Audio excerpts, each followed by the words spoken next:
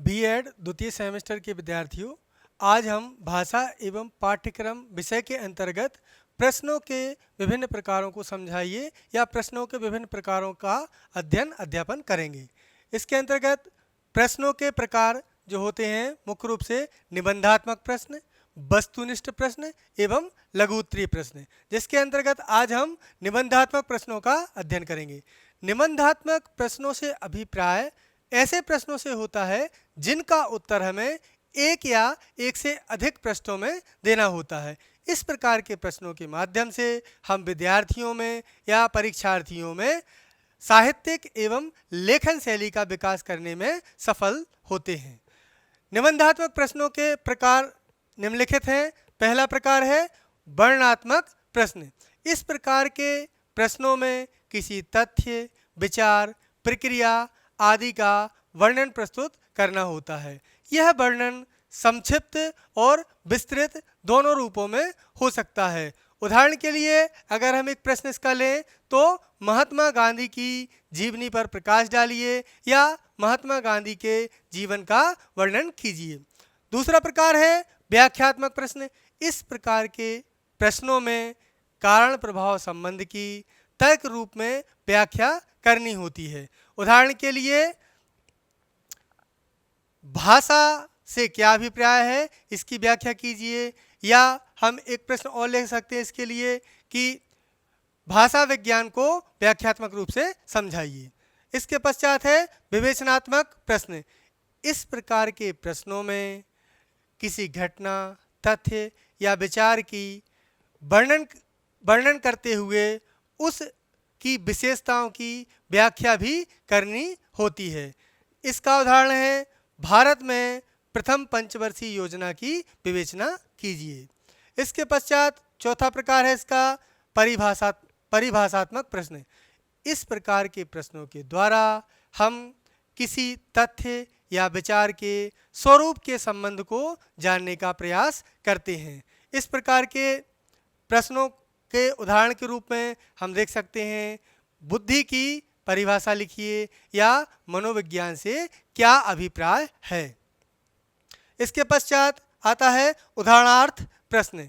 इस प्रकार के प्रश्नों के द्वारा हम किसी तथ्य या विचार के बारे में विद्यार्थी से विभिन्न उदाहरणों की सहायता से जानने का प्रयास करते हैं।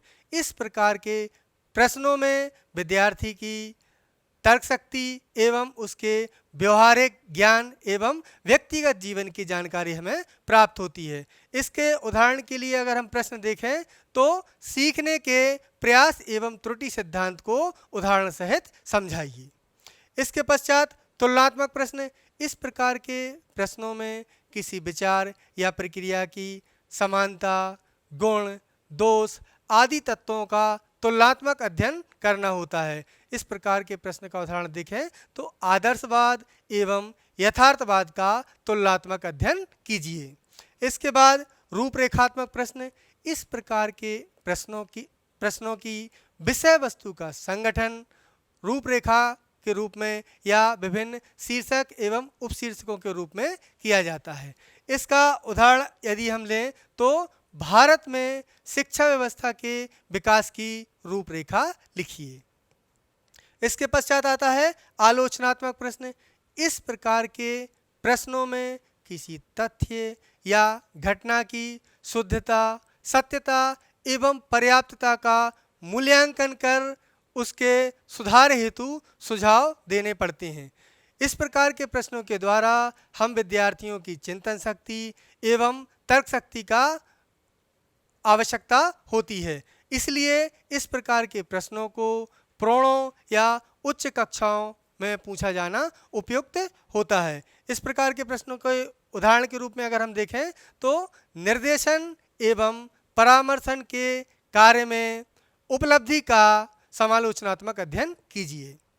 उसके पश्चात आता है विश्लेषणात्मक प्रश्न। इस प्रकार के प्रश्नों में किसी तथ्य या विषय के विभिन्न पहलुओं का वर्णन करते हुए हमें उसका विश्लेषण करना होता है। इस प्रकार के प्रश्नों का एक उदाहरण जैसे कि क्या अध्यापक विद्यार्थियों के मानसिक विकास में सहायक हो सकता है, विश्लेषण कीजिए। इसके बाद अंतिम जो प्रकार है वह है वर्गीकरण प्रश्न। इस प्रकार के प्रश्नों में हम किसी तथ्य या विचार के विभिन्न प्रकारों को जानने का प्रयास करते हैं, जैसे कि परीक्षा के कितने प्रकार होते हैं। इसमें परीक्षा के विभिन्न प्रकारों जैसे बाह्य मूल्यांकन, आंतरिक मूल्यांकन या प्रायोगिक परीक्षा आदि के बारे में हम जानकारी प्राप्त कर सकते हैं। इसके बाद हम बात करते हैं निबंधात्मक प्रश्नों की विशेषताओं की। विभिन्न विद्वानों के द्वारा भिन्न भिन्न इसकी विशेषताएं बताई गई हैं, किंतु जो प्रमुख विशेषताएं हैं वो निम्नानुसार हैं। पहली विशेषता है इसकी रचना एवं प्रशासन की सुविधा। इस प्रकार के प्रश्नों में रचना की सुविधा होती है एवं प्रशासन की सुविधा होती है। इस प्रकार के प्रश्नों का निर्माण एक या दो पंक्ति में किया जाता है तथा इस प्रकार के प्रश्नों का निर्माण तत्काल किया जा सकता है। कभी कभी तो शिक्षक परीक्षा के दौरान ही परीक्षा कक्ष में ही इस प्रकार के प्रश्न पत्र का निर्माण कर लेते हैं। इस प्रकार के प्रश्नों में निर्माण में कम समय लगता है और यह प्रश्न सरल होते हैं, इसलिए इनका प्रशासन भी आसानी से किया जा सकता है। इस प्रकार के प्रश्नों के प्रशासन की परीक्षाओं के प्रशासन के लिए किसी प्रकार की तकनीकी या विशेषज्ञ व्यक्ति की आवश्यकता नहीं होती। दूसरा जो विशेषता है उसकी मितव्ययता। इस प्रकार के प्रश्नों की दूसरी विशेषता है इसकी मितव्ययता। इसमें धन, समय, व्यक्ति एवं सामग्री सभी दृष्टिकोण से यह प्रश्न मितव्ययी होते हैं। इनके निर्माण में कम समय लगता है, एक या दो पंक्तियों में इनका निर्माण हो जाता है। इसके साथ ही साथ इनका प्रशासन भी अत्यधिक सरल होता है। इस प्रकार की परीक्षाओं में प्रशासन के लिए किसी प्रकार की तकनीकी ज्ञान की आवश्यकता नहीं होती, केवल सामान्य अध्यापक ही इस प्रकार की परीक्षाओं का सफलतापूर्वक प्रशासन कर सकता है। इसके पश्चात तीसरा जो विशेषता है वह है विचारों की स्वतंत्रता। इस प्रकार के प्रश्नों में विचारों की पूर्ण स्वतंत्रता होती है। विद्यार्थी के मन में किसी तथ्य या विषय वस्तु के बारे में जो विचार आते हैं वह स्वतंत्रतापूर्वक उन विचारों को अभिव्यक्त कर सकता है। न केवल वह अपने विचारों को अभिव्यक्त कर सकता है वरन दूसरे व्यक्तियों के विचारों से वह सहमत या असहमत हो सकता है। यदि वह दूसरे व्यक्तियों के विचारों से असहमत होता है तो उसकी आलोचना भी करता है। इसके पश्चात है भावों की अभिव्यक्ति एवं आलोचनात्मक चिंतन पर जोर। इस प्रकार के प्रश्नों में विचारों की स्वतंत्रता के साथ साथ भावों की अभिव्यक्ति एवं आलोचनात्मक चिंतन पर जोर दिया जाता है। इस प्रकार के प्रश्नों में विद्यार्थी पूर्ण रूप से स्वतंत्र होता है, वह अपने विचारों को व्यक्त कर सकता है। साथ ही साथ किसी तथ्य या घटना के बारे में विभिन्न व्यक्तियों के विचार भिन्न भिन्न हो सकते हैं, तो वह अपने विचारों को व्यक्त करने के लिए पूर्ण रूप से स्वतंत्र होते हैं। इसके पश्चात है अगली विशेषता लेखन शैली का निर्माण।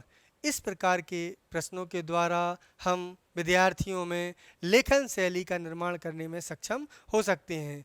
लेखन की जो शैली है उसका विकास किया जा सकता है, साहित्यिक शैली का विकास किया जा सकता है। विद्यार्थियों के लिए सरल भाषा, मुहावरे, लोक उक्तियों का प्रयोग करने के लिए हम इस प्रकार के प्रश्नों के माध्यम से सिखा सकते हैं। इसके पश्चात उच्च मानसिक योग्यताओं का अध्ययन। इन परीक्षाओं के द्वारा हम विद्यार्थियों की उच्च मानसिक योग्यताओं का अध्ययन करने में भी सक्षम होते हैं। विद्यार्थी के मन में जो आकांक्षाएं होती हैं वह अपने विचारों को स्वतंत्र रूप से व्यक्त करता है। जब व्यक्ति अपने विचारों को स्वतंत्र रूप से व्यक्त करता है तो व्यक्ति में मौलिकता के गुणों का भी विकास होने लगता है। इसके पश्चात है व्यक्तित्व का मूल्यांकन। इन परीक्षाओं के माध्यम से हम व्यक्ति के व्यक्तित्व का मूल्यांकन करने में भी सफल होते हैं। व्यक्तित्व के विभिन्न पक्षों जैसे अभिरुचियों, अभिवृत्तियों, अभिक्षमताओं, मूल्यों, व्यक्तित्व आदि की जानकारी इस प्रकार की परीक्षाओं के द्वारा प्राप्त की जा सकती है और उनके लेखन शैली के माध्यम से हम व्यक्ति में समायोजन की क्षमता किस सीमा तक है इस बात की भी जानकारी प्राप्त कर लेते हैं तथा विद्यार्थियों को उचित मार्गदर्शन प्राप्त कर उनमें समायोजन की क्षमता को बढ़ाया जा सकता है। इसके पश्चात समस्त विद्यालय विषयों में उपयुक्त। यह जो प्रश्न होते हैं वो समस्त विद्यालय विषयों में उपयुक्त होते हैं। कुछ परीक्षाएं ऐसी होती हैं जिनमें हम वस्तुनिष्ठ प्रश्नों का प्रयोग नहीं कर सकते, जहां पर विवेचना, आलोचना, वाद विवाद आदि बातों का ध्यान में रखते हुए हमें अपना वर्णन प्रस्तुत करना होता है। ऐसी परीक्षाओं के लिए यह प्रश्न अत्यधिक उपयुक्त होते हैं। इसके पश्चात विस्तृत अध्ययन को प्रोत्साहन। चूँकि इस प्रकार के प्रश्नों का निर्माण एक या दो पंक्ति में होता है तथा विद्यार्थी को इस प्रकार के प्रश्नों के उत्तर देने के लिए विस्तृत अध्ययन की आवश्यकता होती है, ताकि उसका प्रश्न किसी भी स्थिति में छूट न जाए, परीक्षा में वो सारे प्रश्नों का उत्तर लिख सके। इसके लिए उसे विस्तृत अध्ययन की आवश्यकता होती है। इसके लिए वह अपने प्रश्नों की उत्तर लिखने के लिए उसकी रूपरेखा तैयार करता है, उसका सारांश लिखता है तथा महत्वपूर्ण बिंदुओं को याद करने का प्रयास करता है। इसकी अंतिम विशेषता है नकल की कम संभावना। चूँकि इस प्रकार के प्रश्नों के उत्तर लंबे होते हैं तथा इसमें लेखन की शैली आदि का विकास करने की आवश्यकता होती है, इसलिए इस प्रकार के प्रश्नों में नकल की कम संभावना होती है। अब हम बात करते हैं निबंधात्मक प्रश्नों की सीमाओं की। तो इसके अंतर्गत पहली इसकी सीमा है प्रतिनिधित्व की कमी। इस प्रकार के प्रश्नों को हम जो निर्माण करते हैं इस प्रकार के प्रश्नों का, तो एक या दो पंक्ति में कर देते हैं, जबकि हमारे पाठ्यक्रम में जो किसी विषय की विस्तृत पाठ्यवस्तु होती है तो इसमें पाठ्यवस्तु का बहुत सारा अंश छूट जाता है, हम उसको परीक्षा में सम्मिलित नहीं कर सकते या प्रश्न उसका निर्मित नहीं कर पाते हैं। और इस प्रकार के प्रश्नों का निर्माण करते समय शिक्षक केवल इस बात को ध्यान में रखता है कि गत वर्ष कौन सा प्रश्न आया था और हमें इस वर्ष कौन से प्रश्न को पूछना है। दूसरी जो इसकी कमी है वो है रटने पर बल। इस प्रकार की परीक्षाओं में विद्यार्थी केवल रट्टा मारता है और वह केवल पाठ्यवस्तु को रट लेता है, उसका समझना उसके लिए आवश्यक नहीं होता और विद्यार्थी केवल उन्हीं प्रश्नों पर ध्यान केंद्रित करता है जो कि परीक्षा के लिए उपयोगी है, जिनकी परीक्षा में आने की संभावना है। तीसरी सीमा है इसकी निश्चित उद्देश्य रहित। इस प्रकार की परीक्षाओं में या परीक्षण के निर्माण के पूर्व कोई निर्धारित निश्चित उद्देश्य नहीं होते, इसलिए इन परीक्षाओं में उद्देश्यों को नहीं प्राप्त किया जाता या इन परीक्षाओं में ये परीक्षाएं जो होती हैं वो उद्देश्य रहित होती हैं, जिसके कारण इनकी वैधता में कमी आती है। इसके बाद आत्मीयता। इस प्रकार के परीक्षणों की जो जांच होती है उसमें आत्मीयता का अत्यधिक प्रभाव देखा गया है।